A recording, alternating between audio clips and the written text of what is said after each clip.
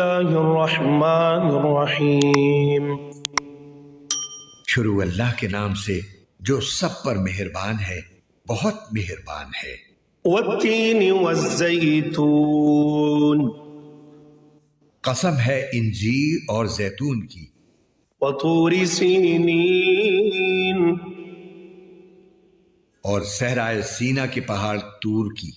وہذا البلد الامین، اور اس امن و امان والے شہر کی۔ لقد خلقنا الانسان فی احسن تقویم، کہ ہم نے انسان کو بہترین سانچے میں ڈھال کر پیدا کیا ہے۔ ثم رددناہ اسفل سافلین، پھر ہم اسے پستی والوں میں سب سے زیادہ نچلی حالت میں کر دیتے ہیں۔ إلا الذين آمنوا وعملوا الصالحات فلهم أجر غير ممنون،